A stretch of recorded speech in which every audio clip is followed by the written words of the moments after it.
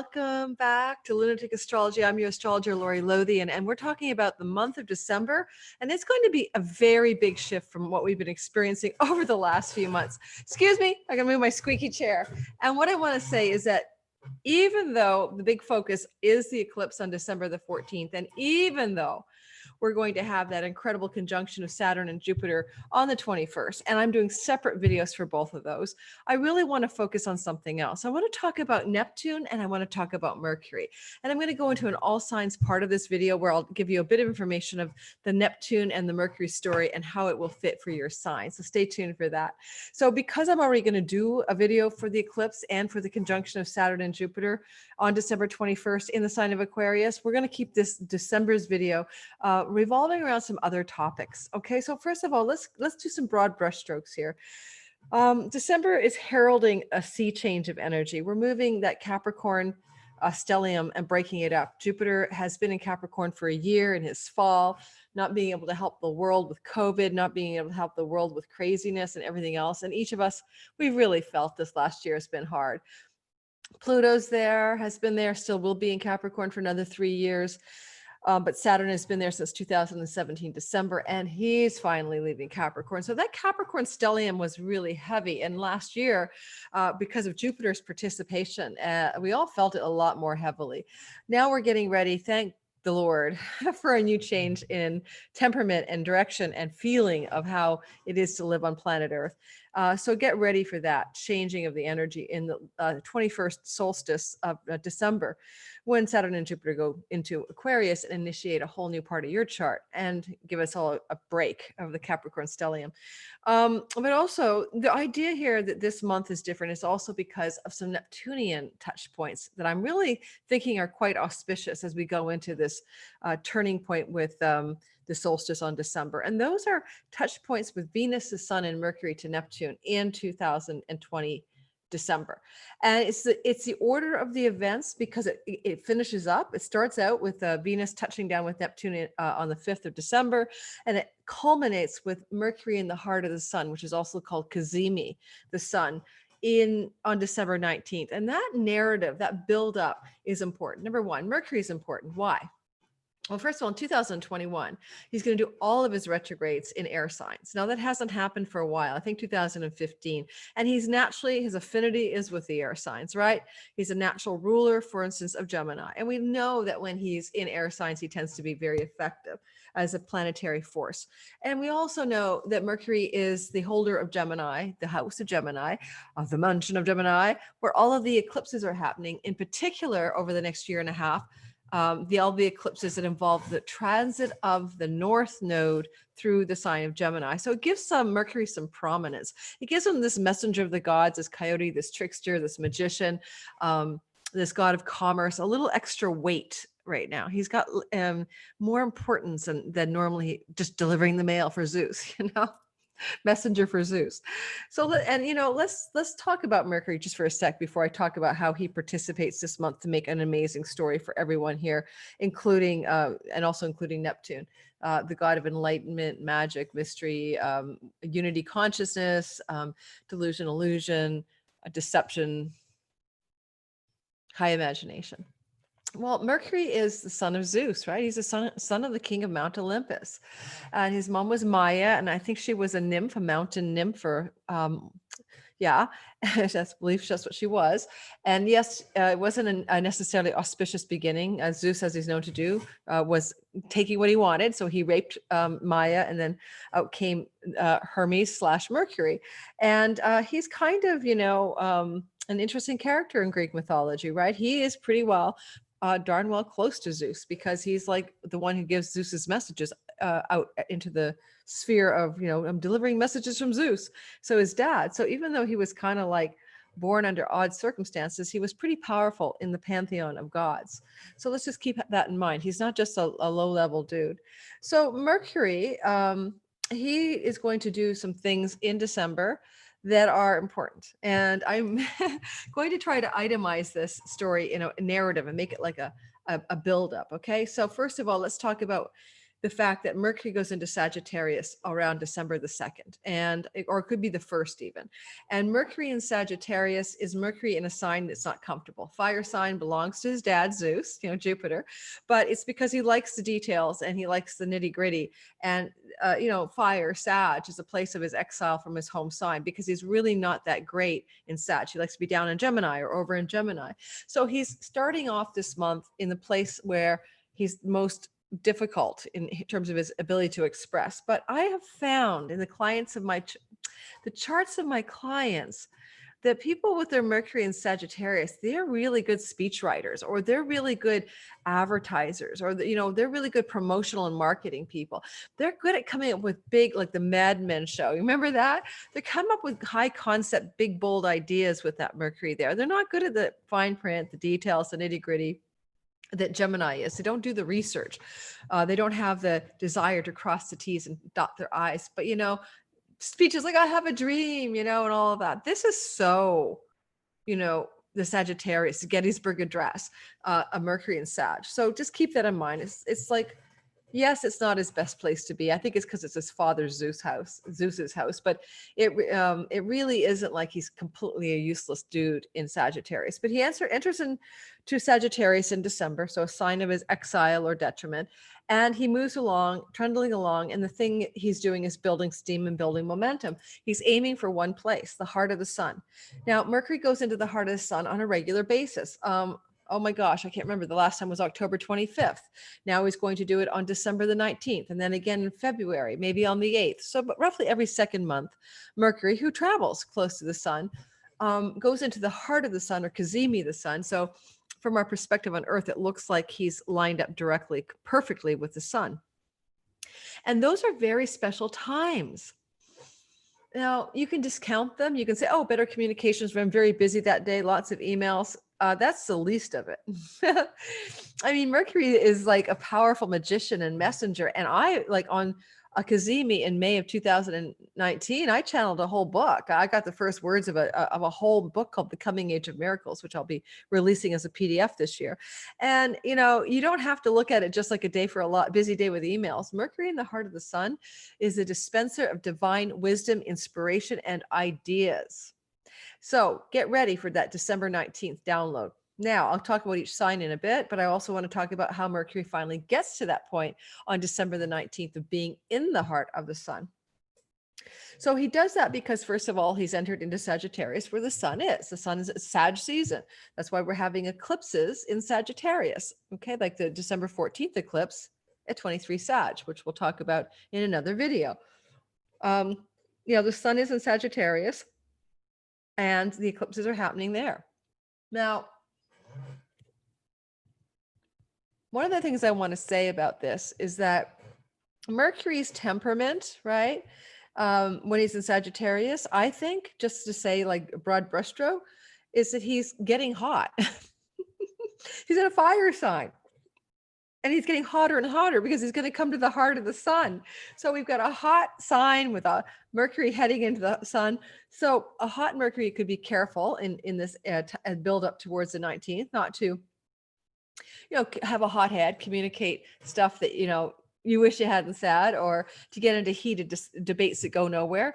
Believe me, on social media lately, I give up. I just give up. You can't argue with people anymore. If they have a belief, they're not going to let it go. And what's Sagittarius? Traditionally, the sign of our beliefs. And so Mercury's there. It's a sign associated with beliefs. Don't get into a bunch of arguments on social media about people's beliefs. Okay, anti-maskers, vaccines, anti-vaxxers, hoaxes. Donald Trump's a light worker, savior of the world. Yes, I am not American, but so I'm not talking about, I'm not a demon rat, but I have common sense. Okay. And so some of the stuff that goes on in the social media spheres is frustrating, and it's easy to get heated, mercurial communication back and forth during this next month. Now, or next 3 weeks. And so keep that in mind for December. Now, Mercury is I'm going to show you the chart. Okay. I think that's the next thing to do. Because I will go to all signs, guys. I will go to all signs. So all signs for the Cazimi and the Neptune piece. So hang in there for this dose of magic and messages and miracles and stuff that's coming. So I've got it set for December 1st. We can see Mercury just stepped into Sagittarius, right? And the first thing I want to point out is that he is aiming for a rendezvous on the 13th of the month of December.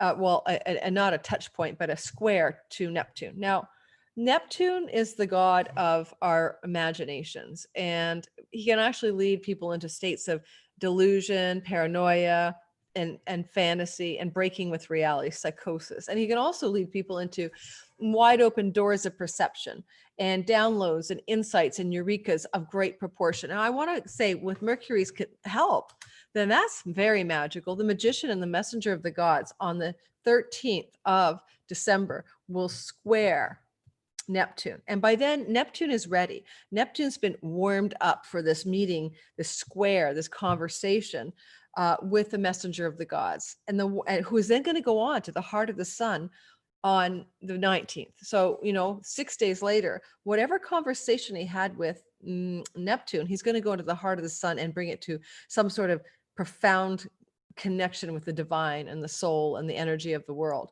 So we can all participate in this. This is not just like, an abstract story. So Mercury squaring Neptune on the 13th of December technically is a day where you could have incredible ideas, downloads, insights, eurekas, and ahas, magical visionary experiences. However, before Mercury even gets there, he's been warmed up. Neptune has been warmed up. Neptune's been softened up by a couple of other transits to Neptune. Neptune is in Pisces, where Neptune can bring fantasy and religious fanaticism and really cool spiritual movements, like the spiritualism movement in the 1840s, 50s, and 60s in the United States.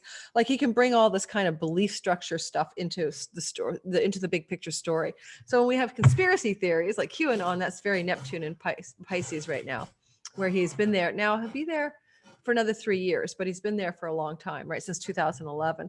So building up into the strange movements of fantasy and conspiracy and, fanaticism, really. But anyway, the back end story is that Neptune's being seasoned by a transit that only happens in the way it's happening approximately once a year, which is that Venus will trine Neptune. So it's a harmonious Venus-Neptune trine on December the 5th. Okay, so that's the first warm up. So Neptune's now got some vibe from Venus. And I think the vibe from Venus is like, first of all, anytime Neptune and Venus come together, the dream mate, the soul mate, the love of my life, the love that's too good to be true. So watch that, the good old rose-colored glasses and some attraction you may be experienced to somebody romantically at that time. But when they come together, it's high art, universal art, the muse on steroids, the divine meeting the ordinary and creating some incredible visionary imaginal art or something like that. So, because Venus is the goddess of love, art, and beauty, and art is a part of her wheelhouse. And Neptune tends to rule film, video, photography, and all the things that make the unreal seem real. So when those two come together, December 5th, there's a seasoning of Neptune to invite in the artistry into his aura, into his field in December. And then on the 9th of December, oh, I'm not even advancing for you. Sorry, guys. I was going to advance this for you. Hang on. So on the 5th of December, we see Venus at 18, we see Neptune at 18, we see the trine. And then we move forward and we want to go to the 9th. And on the 9th of December, then we have the sun in a square. Sun at 18, squaring Neptune. See how Neptune's getting all this action? He's like getting warmed up, he's meeting all these people who are coming to have a square conversation, a very direct, engaging, energetic, action-oriented conversation. So, sun square Neptune. Any Neptune sun combination is a very exciting one in a way, because the sun, especially in Sagittarius, full of fire, could bring initiative and excitement and new ambition and new sparks of something that you have great visions and ideas for. And it's all building, right? First there was Venus, now there's the sun, and then the creme de la creme is in the messenger of the gods, Mercury, on the 13th will square Neptune as well at that 18-degree mark. And guys, I'm having so much action on that myself. Let's go to 13th, because I have my Mars at 18 degrees of Pisces, where this god has been squatting since October and will be until the third week of January. So I'm having a huge amount of action from all of this. I'll let you know what happens. So this is a kind of a nice like peaking energy of Mercury's the last guy to talk to Neptune. And then he goes into the heart of the sun on the 19th. And that looks like this. And on the 19th, there's Mercury at 28, the sun at 28 in Sagittarius. If you have any planets close to 28 Sagittarius, within like 2 or 3 degrees of that, that's going to be a particularly powerful archetypal cazimi for you, like a real deep download. And honestly, I think there's something at the 28 degrees. Is it the galactic center? I think it is the galactic center or a black hole. I believe there's a black hole around 28 degrees of Sagittarius, but I can't remember. Do I have my star chart? Since this is just coming to me now, let me just take a quick peek and see what I think might have been there, because and if you don't have it, we'll just leave that for you guys to investigate on your own, because, you know, I wasn't planning to say that, but it just popped in my mind. And if I'm right about that, that makes that even more powerful and more exciting and more unusual, right? Ooh, intrigue. Okay, hang on, guys. I've got my charts in front of me. I think I have my star charts here. Oh, no, my star charts might be in the other room. One more chance to look. Hang in there. Oh, hang on. I got star charts here. Oh, every astrologer has 1,000 pieces of paper printed out with star charts and shit on their desk. I swear. Give me a minute. Here we go. Star charts. Yes, galactic center is 14 Sag. Okay, no, it is the great attractor. Okay, so I think the great attractor is a black hole, 27 to 29 degrees of Sagittarius. I'm glad I grabbed that. So we have a Mercury cazimi after visiting a transpersonal giant Neptune, god of potentially enlightenment and otherworldly beings. And then we have the cazimi, Mercury's all fresh from his conversation on December 13th with Neptune. And then he goes into the degrees of the great attractor, where he goes into the heart of the sun. Well, that's even more juicy than I knew. Or is that the galactic center? No, it's the galactic center. The great attractor is at 14 to 17. The great, yeah, and the galactic center is at 27 to 29. Sorry, guys. And I believe that's the right thing. Galactic center. Okay, so 27 to 29 degrees Sag, galactic center.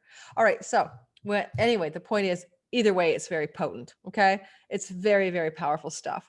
If it is the galactic center, then it's sort of the kind of the heartbeat of the galaxy. So we're looking at this being an extremely empowered and important Mercury in the heart of the sun for the collective. I think we're starting off 2021, despite the fact that it's going to be very, very intense, and we may have some huge stock market crashes with some Saturn Uranian activity. I think we're going to also feel some hope. I keep waiting for an alien, a spaceship, a UFO, the glacier to melt and reveal something, you know, under the earth. Or I have a feeling we're going to get something that's going to inspire wonder and awe in humanity in 2021, to take our minds off the fact that the universe has given us a hard deal with a pandemic and economic hardship that goes with it. That's my feeling. You can see I'm on the December 19th cazimi. I'm going to finish up here and go to all signs. But as that cazimi is happening, do you see that square? That's a grand square, guys. That's a big deal. That's a temporary grand square formed in the sky by the nodal axis, south and north node, right? And then Vesta, the Vestal Virgin, carrying the sacred flame of something important, devotion to something important, a fire of a spark of something that must be kept alive. Think Statue of Liberty, think, Olympic torch. And it's in opposition to Neptune. Don't forget, Neptune's been getting so much seasoning, right? And an opposition doesn't mean a conflict as much as it means a direct and intense engagement. And those two are having that intense engagement. Well, the cazimi is happening, right? Look at that. And it's co-present with that cazimi, right? It's really happening on the nodal axis for the world, 1919, 1818. But look, happening really close by at the galactic center. What is that cazimi? So let's talk about where this cazimi is happening in your chart and how it works to make it a download and aha in your life. And also I'll be addressing Neptune as well. So I'm going to stop the share, and then I'm going to go into, and don't forget, there's a lot more happening in December, but those are separate videos. So this is just taking one piece of December that I think we could all dig into and do an all signs with. So let's get going. Let's start off with Aries in truth, because what I just did, I think I'll have to delete that. Okay, I'm going to delete that if I don't remember. Sorry, guys. I always was thinking, I start with myself all the time. I'm thinking, oh, I'm an Aquarius rising, and I need to write this stuff down because I use my head sometimes. Believe me, my head doesn't always work with menopause brain to remember things properly in terms of visual spatial. So yeah, so let's start off all over again with Aries. It's in your ninth house that this Kazemi is happening. Yes, you don't know this, but I've deleted something where I started talking about you as if you were an Aquarius. All right. So you guys are going to experience this energy, Aries, in your house of your beliefs and traditions and religion and guides and gurus, and also kind of think of it as the energy of foreign lands, that's for sure, pilgrimages, and also the place of book publishing and higher education. So all that said, consider that this is a zone in which this Kazemi, this downloadable insight with Mercury in the heart of the sun, is going to happen. At the same time, squaring the Neptune in your natal 12th house. Now that's perfect to get a dream. Like seriously, the 12th house is your dreams at night. And it's also very much your place of reverie. And when you're meditating and you get an insight from a meditation or a download from a meditation. So consider that you could really capitalize on this when it comes to the 12th house energies. I mean, for you, Aries, sun, moon, and ascendants, an idea that's totally inspired to write a book, to teach a class, to take a class, to study something, to learn something, to travel somewhere. Okay. If you're into enlightenment, ninth house is a Dharma house, and the 12th house is an enlightenment or moksha house. So some movement towards a truer calling through the energies of the surrender of the enlightenment house of the 12th house. Moving on to the Tauruses of the world, this is in your natal 8th house. Now, your 8th house is a house of money that doesn't belong to you. It's other people's money. It's money from banks and loans and grants and stipends and inheritances and all of that stuff. It's your business partner's money or your husband or spouse's female wife's money, okay, partner's money. So you're going to have some kind of breaking through then, you Tauruses, in the money department as a result of the Kazemi in your 8th house. Well, it's squaring Neptune in the 11th. That's the pennies from heaven. So I'm looking at some windfall money possibly coming at you, but also understand that when this Kazemi is in the 8th house, the house of deep occult mysteries and stuff like that, you could definitely get some downloads about the nature of life, reality, your own unconscious mind, things that are hidden from view. You might have an insight about something that was slightly hidden from your view, but suddenly you see it, and sometimes if someone kept a secret from you, you may be able to see through it, or someone wasn't telling you the truth. That Kazemi can deliver a bolt of insight and truth. So that's exciting. That 11th house contact from Neptune is really intriguing. You just might receive some pennies from heaven. Let's go on to the Geminis in the 7th house of marriage and business partnership and and clients if you have them. The Kazemi is energizing that part of the chart.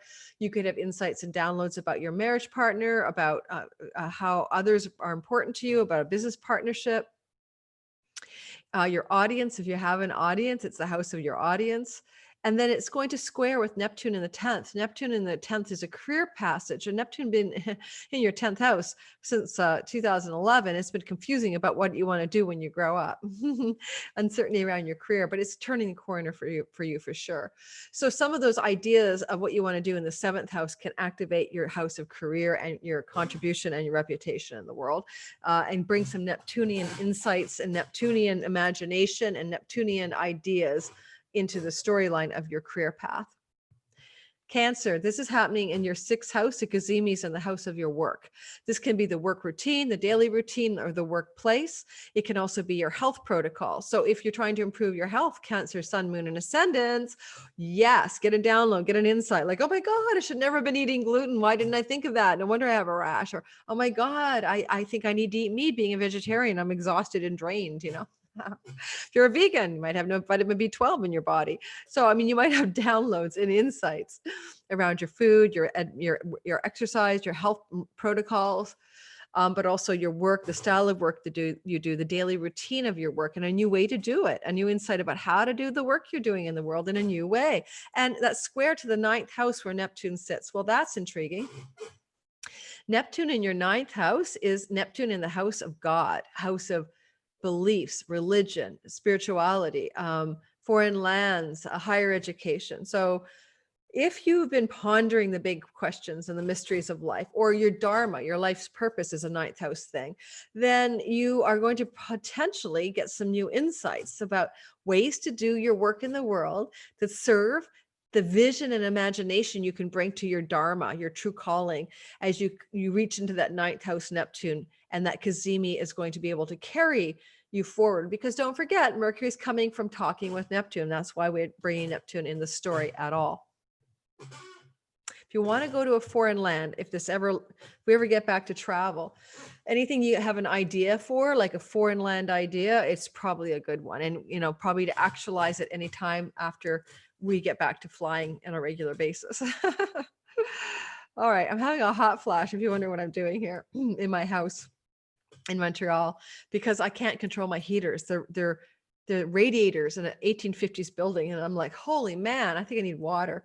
I'm going to try to go a little longer without it. And then, no, I need water. I'll just pause the recording. Back with water. Yay. Nothing like water in a dehydration moment. So, or a thirsty moment. So Leo, this is a cazimi of Mercury, the messenger of the gods, in the heart of the sun, in your house of children, your house of love and romance, the fifth house, a house of creative expression, the house of the muse.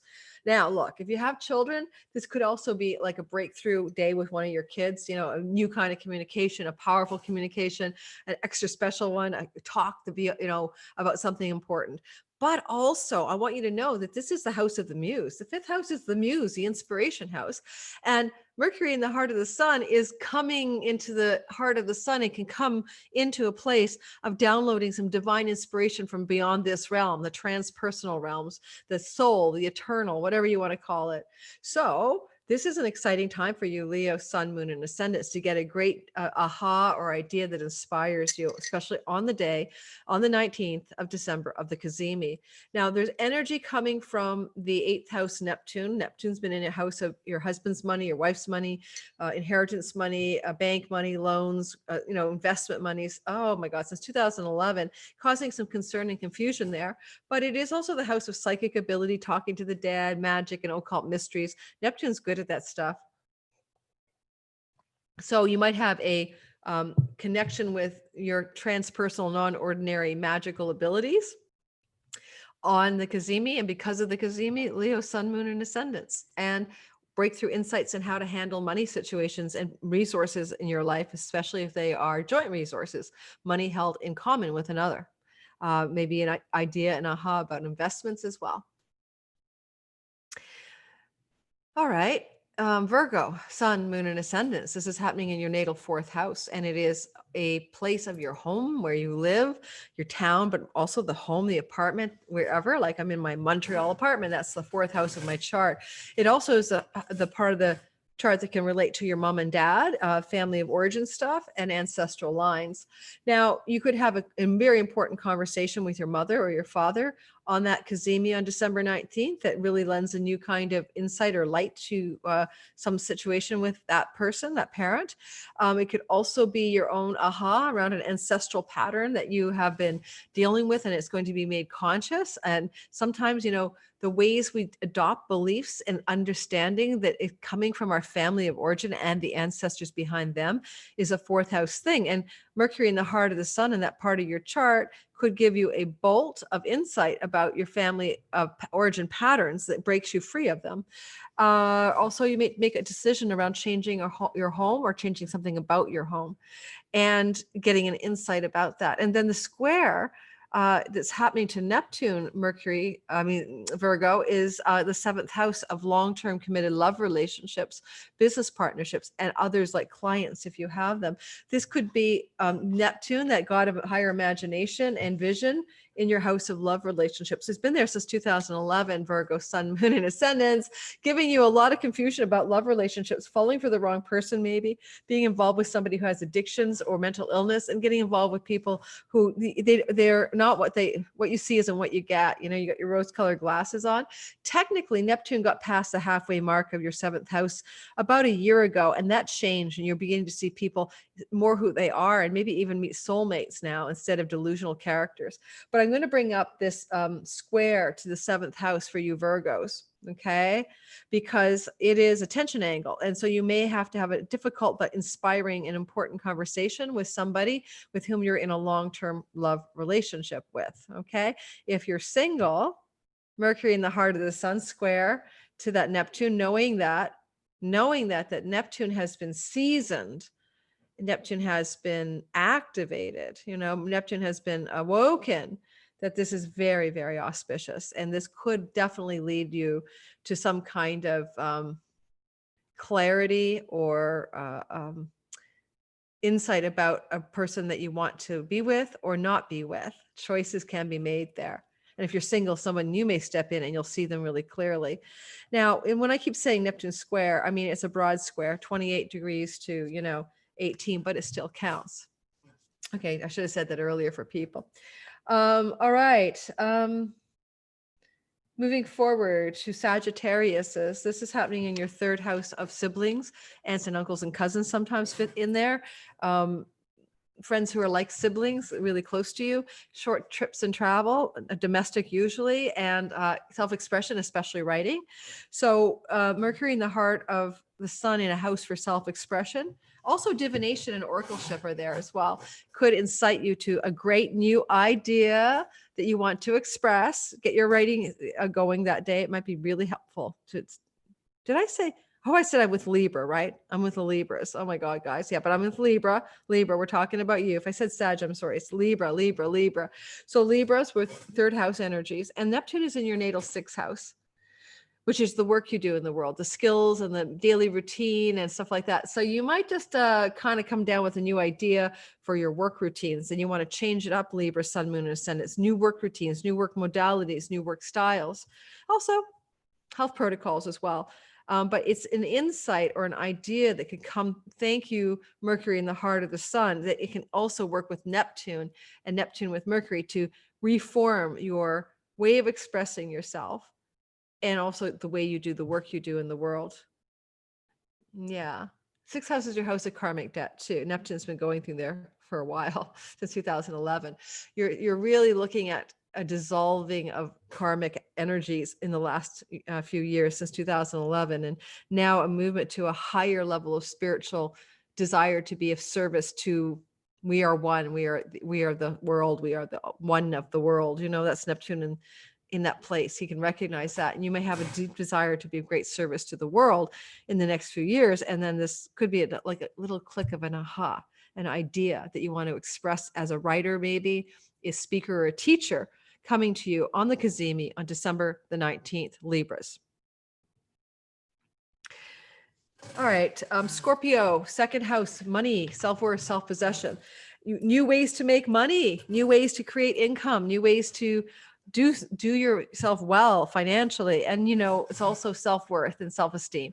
So you can have some improvements there. And also your house of your values and how you value yourself and others. And you may have an aha about your value system and a change of perspective on your values as this Cazimi happens on the 19th, especially if you're paying attention to it, and tuning in. And it's a house of the throat and the mouth, the voice. So foods, things that go in your mouth, you may have an insight about what not to eat. And because it's a house of the voice, you may have an insight about what you want to voice or say in the world. The energy of that broad square to your natal 5th house of romantic love. Drum roll, please. I think you could have a love affair sparking up here. So that December 19th could bring, if you have an existing love partner, this is the house of children. So that person could get pregnant, or you could get pregnant. So watch for that conception window. That's an interesting time. But also it's a love and romance house. So for single Scorpios, there may be a love affair that gets ignited.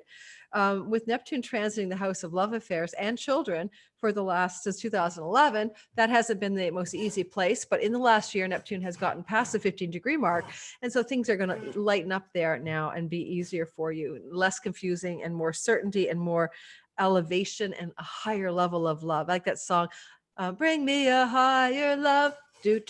Bring me a higher love. So if you're a Scorpio in an existing love relationship, you could elevate the relationship to a higher love. But it's that moment of the Cazimi on the 19th that is going to give you the insight or perspective or the aha that may contribute to that, as well as your self-worth and your self-esteem around your voice and around your earnings. All right, Sagittarius, sun, moon, and ascendant. This is happening in your natal first house of your identity. Of course, it's Sagittarius, right? It's happening at 28 Sag. So, this is really all about you understanding you more clearly. So this could be like a total download or an insight into, oh my God, that's who I really am. Oh my God, I didn't see myself that way. Oh my God, me. It's all about you. This is the Kazemi that's for you to understand you better. And on the 19th of December, I would take some time to like channel that Hermes Mercury in the heart of the sun and see what he has to tell you about who you really are. Do you really know who you really are? Now, the energy that is the Neptune position squared over there is in your natal fourth house of home. Question mark. Do you want to change your home? You've been confused about that for a while. Neptune's been going through your fourth house since 2011. And honestly, you probably felt somewhat homeless, or you felt adrift when it comes to feeling anchored and at whole and at home. And of course, this has to do with your parents, and Neptune in the fourth house of parents could bring mental illness, addictions, or confusion or senility to your parents sometimes. And if they're old enough, for the senility piece, but also confusion about your role with your parents or their role with you.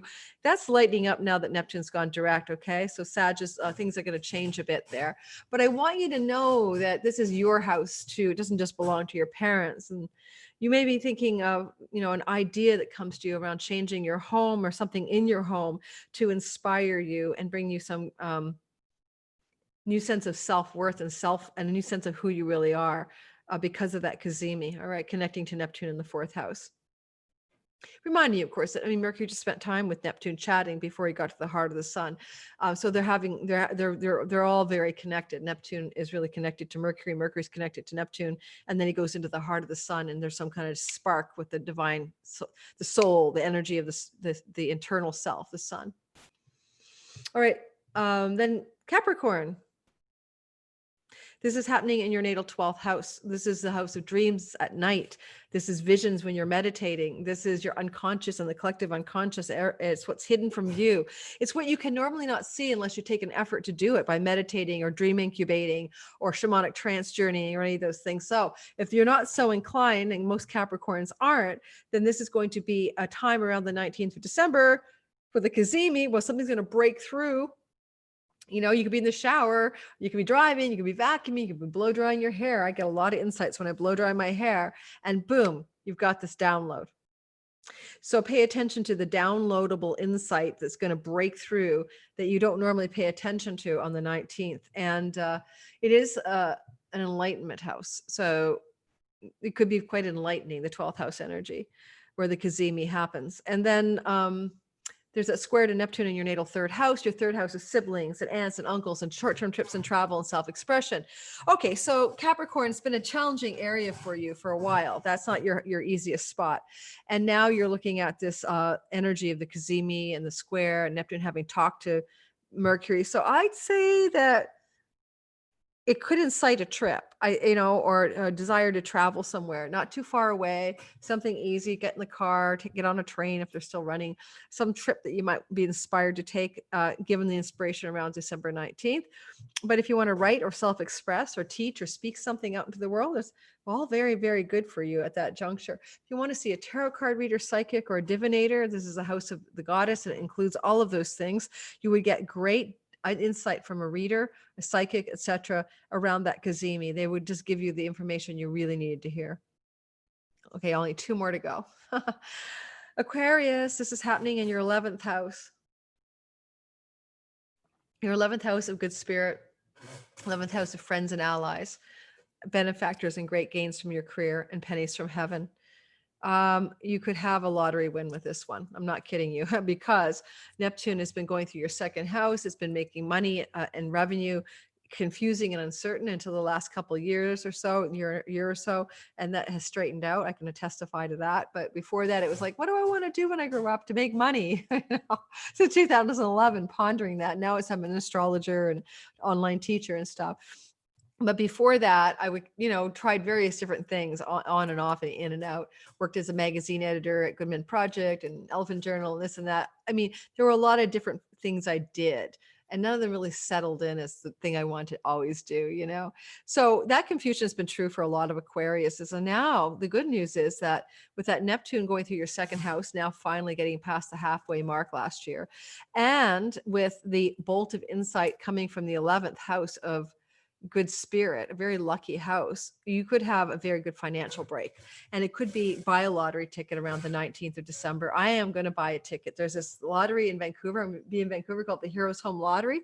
And if they still have tickets, I'm going to buy one, but I don't know if I'll get there in time before they sell out, but I have to be local to buy it. I can't order it from Montreal, but I'll let you know how that plays out, guys. Wish luck for me. Okay. Wish me luck. I make money in real estate in the past, and it's a real estate lottery to raise money for a hospital. Okay, so what else?